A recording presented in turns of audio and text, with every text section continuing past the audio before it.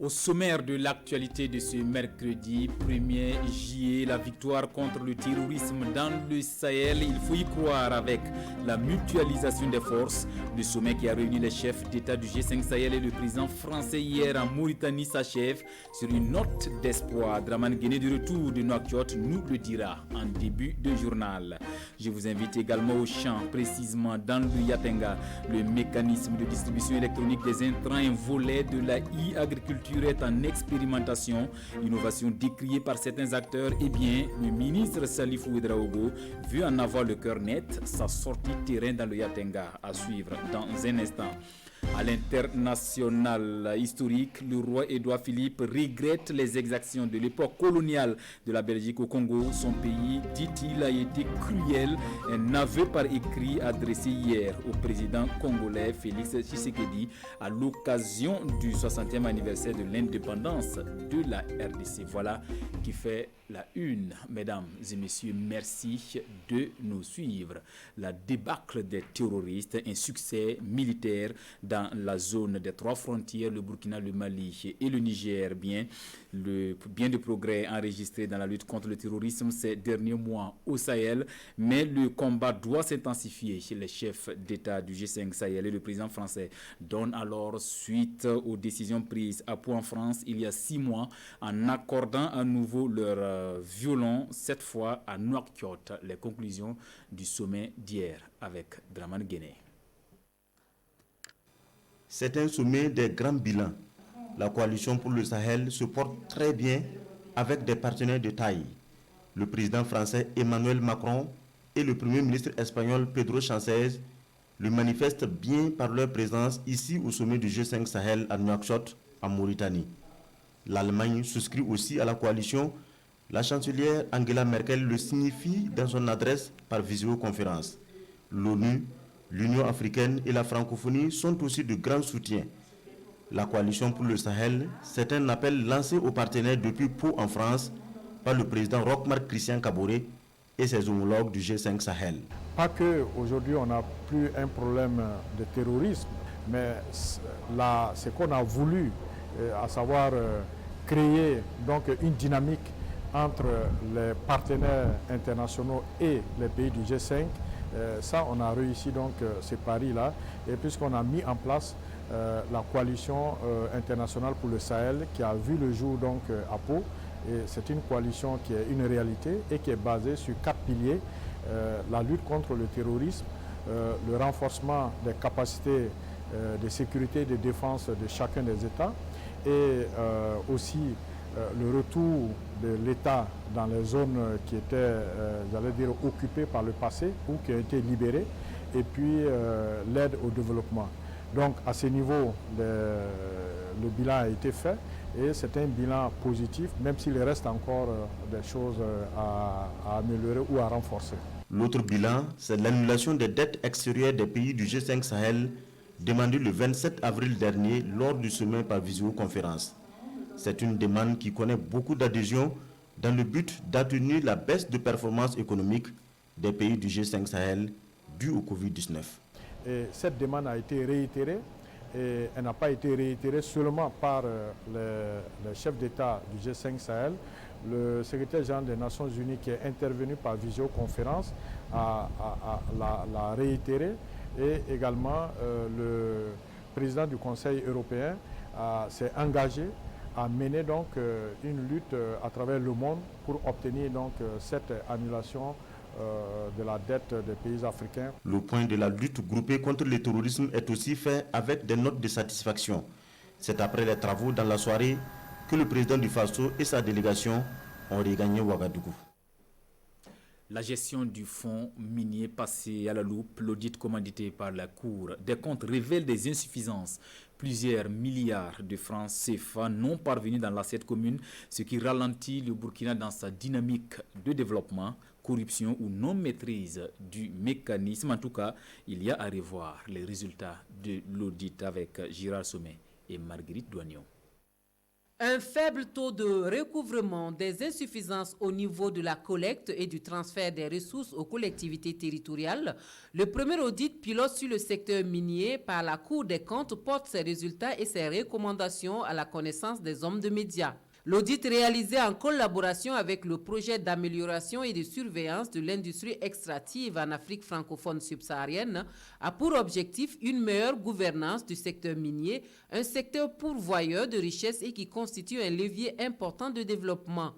D'où l'importance de l'expertise qui fait défaut à ce niveau au Burkina Faso, selon le professeur Marius Ibriga.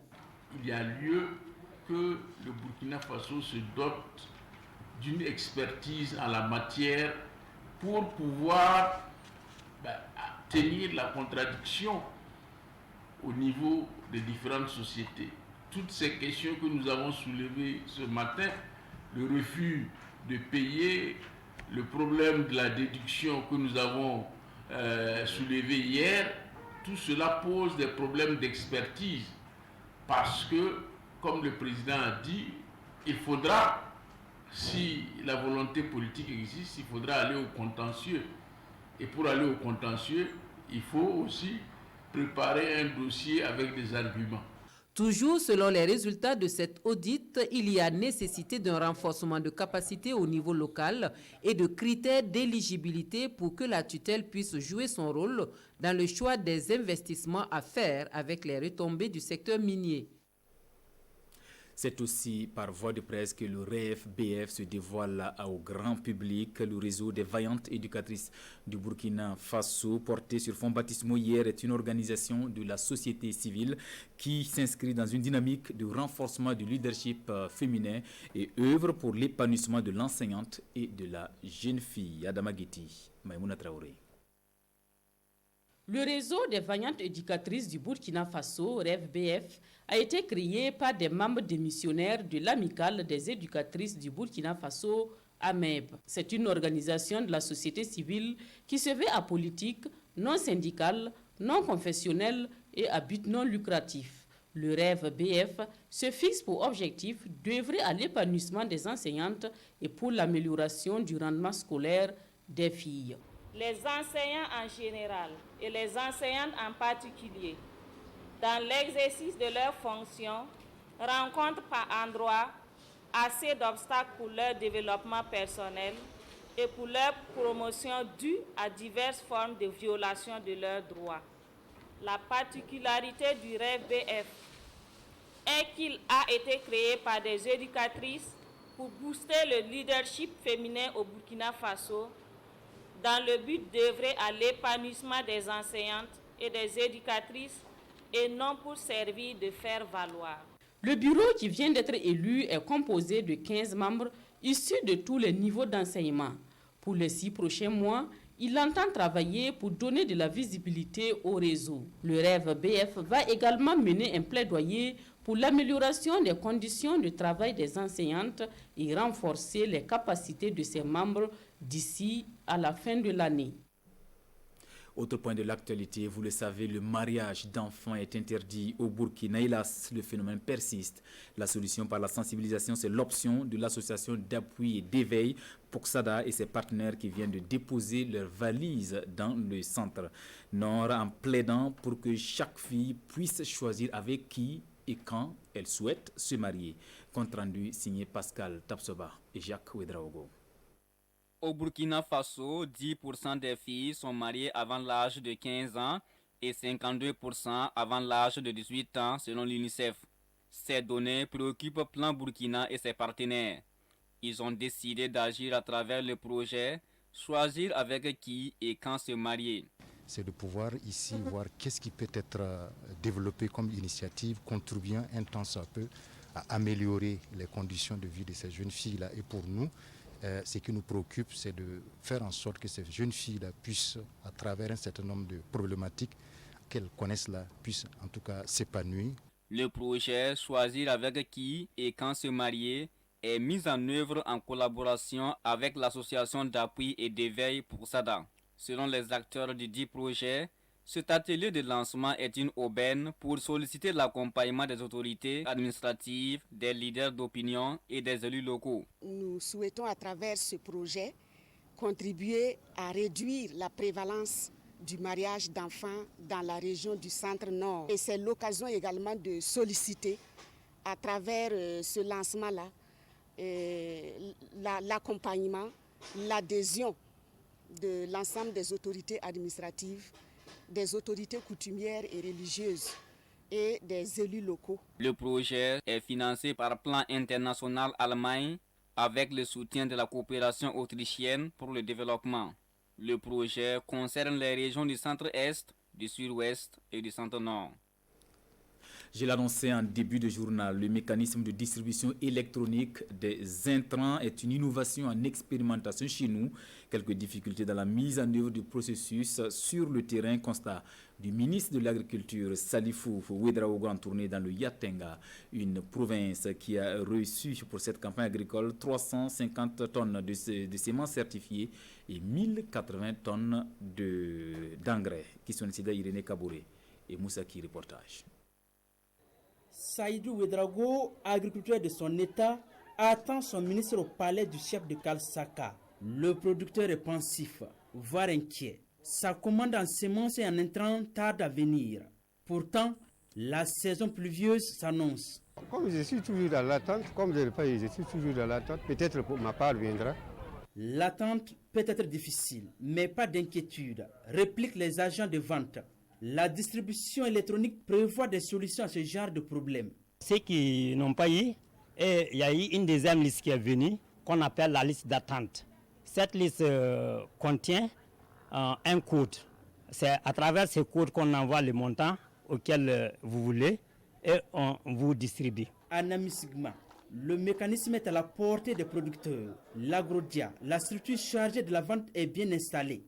Son responsable explique au ministre le succès de l'opération. Nous avons commencé le 16, le 17. Aujourd'hui, nous sommes à un taux de 80, voire 82% de réussite. On est satisfait. L'objectif du département en charge de l'agriculture, selon ses responsables, c'est réussir l'opération pour désormais éviter les retards dans la distribution des intrants agricoles et augmenter la productivité. Ici, le ministre vient au contact des producteurs de 6 communes de la province du Yatenga. Ça se passe assez bien parce que je vois qu'au niveau des semences, dans certaines communes, il y a près de 80% des semences qui sont déjà achetées. Dans la commune, par exemple, de Rambo ici, toute la semence a été déjà ventilée. C'est des motifs de satisfaction par rapport à ça. Entretien avec les producteurs, visite des périmètres aménagés et des retenues d'eau, sollicitation des chefs coutumiers, voilà le parcours de Salifou Ouedraogo. Et puis les bonnets rouges des régions des hauts-bassins, du sud-ouest et des cascades sont en conclave dans la cité du paysan noir pour parler paix et cohésion sociale au Burkina. Quel mécanisme à mettre en œuvre pour y arriver? De Bafora.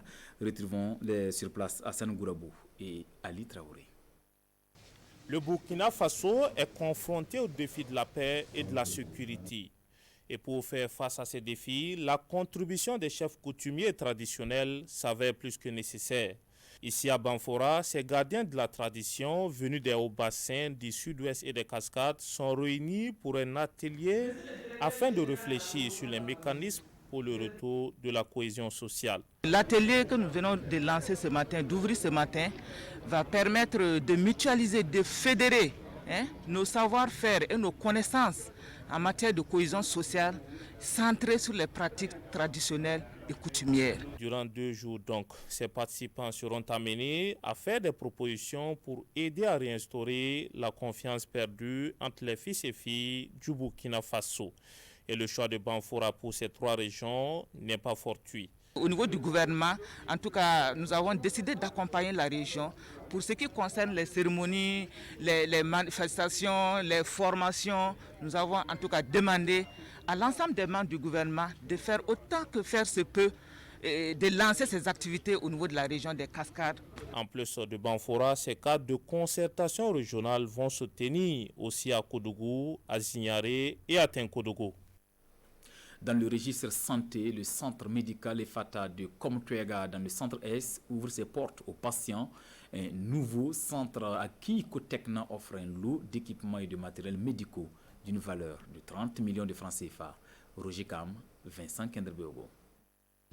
Comme Toega, commune rurale du centre-est, a un nouveau centre de santé, le centre médical EFATA. Ce matériel médical est un don de Cotecna. Des équipements divers pour les soins et la maternité, le tout évalué à 30 millions de francs CFA et gracieusement offert par Cotecna pour permettre au centre de fonctionner. Le don est composé de matériel pour équiper donc, la salle infirmière, la salle des médecins, le laboratoire, la salle d'imagerie avec donc, une échographie, et un appareil d'échographie, ainsi que donc, d'autres équipements biomédicaux pour équiper tous les départements donc, de ce centre médical de référence EFATA. Nous sommes heureux d'avoir eu l'accompagnement de Cotecna pour l'équipement de ce centre de santé qui va offrir un plateau technique assez étoffé pour le bien-être, comme on l'a dit, des populations de la localité, mais de toute la région du centre-est. Le directeur de cabinet de la présidence du Faso, Sédou Zagré, a fait le déplacement de Comtoega pour parrainer la cérémonie. C'est vraiment une infrastructure qui tient sa place dans le dispositif, j'allais dire, national, régional de santé, et qu'il faut encourager les acteurs à faire en sorte que ce centre-là puisse véritablement aider à apporter les problèmes que des centres de cette nature apportent aux populations. Le centre médical EFATA de Comtoega est l'œuvre de l'association Lumen Gentium et ses partenaires. Il vient ainsi augmenter l'offre de soins de santé aux populations dans la région du centre-est. Nous parlons à présent littérature avec la sortie d'un nouvel ouvrage intitulé L'Afrique subsaharienne du naufrage collectif à la renaissance par la démocratie consensuelle. Son auteur, Paul Bassolé, un comptable dans la peau d'un historien. Pour lui, la déconstruction des structures mentales s'impose aux Africains. La dédicace de ce livre est intervenue hier donc en présence de Bernard Combelem et Issia Kanana. C'est un véritable cours d'histoire sociopolitique de l'Afrique qui est conté dans cet ouvrage de Paul Bassolé. L'Afrique subsaharienne du naufrage collectif à la renaissance par la démocratie consensuelle est ainsi question d'une Afrique qui cherche désespérément le chemin de son développement. Cet ouvrage se veut donc une invite à la réflexion pour une Afrique nouvelle, authentique et émergente. Les Africains n'ont strictement rien à envier aux Occidentaux en termes de démocratie, c'est-à-dire de mode de savoir-vivre. Nous avons en Afrique les valeurs qu'il faut pour construire des sociétés qui n'ont strictement rien à envier aux autres. Pour Paul Bassolé, les Africains ont tourné le dos à leur réalité, à leur culture. Et à travers ce livre, l'auteur prône un retour aux valeurs traditionnelles africaines, socle de tout développement. Nous savons d'où part la colonisation et où elle finit en théorie. C'est cette histoire qu'il faut mettre entre parenthèses et retourner là où nous avions laissé la nôtre, en tirer les valeurs positives et construire une société sans, disons, prétendre nous passer des apports des autres. L'Afrique subsaharienne du naufrage collectif à la renaissance par la démocratie consensuelle est un essai politique de 150 pages subdivisé en deux grandes parties. Il est accessible au prix unitaire de 5 000 francs CFA. À l'international, les regrets du roi Philippe au peuple de la République démocratique du Congo, ex-colonie belge, qui souffle ses 60 bougies d'indépendance. Une rencontre douloureuse sur fond de cruauté. L'actuel monarque belge le reconnaît. Ses grands-parents ont failli. Suivons. La Belgique amenée à se pencher sur son passé colonial. Dans le sillage du mouvement Black Lives Matter, des statues du roi Léopold II ont été vandalisées, comme ici à Bruxelles. La peinture rouge symbolise le sang versé notamment par les Congolais au siècle dernier. Face à ce réveil de l'opinion, l'actuel roi des Belges a officiellement exprimé ses regrets pour les blessures infligées aux populations de ce qui était alors le Congo belge. Le roi Philippe a adressé une lettre au président congolais Félix Tshisekedi à l'occasion du 60e anniversaire de l'indépendance de la RDC. Dans ce courrier, le roi des Belges admet que, je cite, « des actes de violence et de cruauté ont été commis qui pèsent encore sur notre mémoire collective » et de reconnaître des discriminations encore trop présentes dans nos sociétés. Fin de citation. Une partie de l'opinion réclame plus que des regrets, des excuses pour les souffrances causées par la colonisation. La première ministre belge, de son côté, a émis le souhait d'un débat sans tabou sur cette histoire commune entre Belges et Congolais. Dans les parutions de ce 1er juillet, 3 sujets à lire à la une. Le report de la CAN 2021, la sortie du CFOP sur l'affaire Adama Kanazoué et la réaction des conseillers municipaux sur l'affaire des 77 véhicules de la mairie de Ouagadougou. Revue de presse signée Sekou Zongo. Sortie de l'opposition municipale contre sortie du groupe de la majorité. Réponse du berger à la bergère. Orthographie le doyen des quotidiens burkinabés. Mais que fait courir opposition et majorité municipale? Réponse de l'observateur Palga. Il s'agit de l'affaire des 77 véhicules et son corollaire qu'est la session mouvementée du 22 juin. Selon le principal conférencier Moustapha Semdé dans les colonnes de l'Obs, les conseillers de l'opposition qui se désolidarisent aujourd'hui ont pourtant participé à tout le processus et voté en toute liberté en faveur de la délibération. Ce qui amène le journal à afficher à sa manchette « Acquisition 77 véhicules pour la mairie ». Il y a eu 0 contre et 0 abstention lors du vote. Le groupe municipal de la majorité qui répond d'ailleurs aux conseillers municipaux, la révocation du maire de la ville de Ouagadougou ne relève pas de la rue, mais plutôt régi par le Code général des collectivités territoriales et surtout, en dernier lieu, par un décret pris en Conseil des ministres, propos relayés par Sidouaya. D'une affaire à une autre, les quotidiens répondent présents. L'opposition politique réagit à un enregistrement audio rendu public et dans les colonnes de l'Express du Faso, elle demande à la justice de s'auto-saisir de cette affaire en procédant à l'arrestation ou au jugement des complices. Et le journal Le Pays d'ajouter sur les propos de l'opposition, comme dans l'affaire du magistrat Narcisse Sawadgo, la justice burkinabé doit s'auto-saisir en procédant à l'arrestation et au jugement de Adama Kanazoué et son complice Sayouba pour corruption, concussion et enrichissement illicite. Et puis, cette nouvelle qui ne va pas plaire aux amoureux du ballon rond. La CAN au Cameroun, reportée en janvier 2022, titre aujourd'hui au Faso. Le journal qui précise que si l'hypothèse d'un report de 6 mois a été envisagée, la 33e édition de la CAN est reportée finalement d'1 an. Voilà pour l'essentiel de l'actualité de cette mi-journée. Merci de la fidélité à la télévision du Burkina. À bientôt.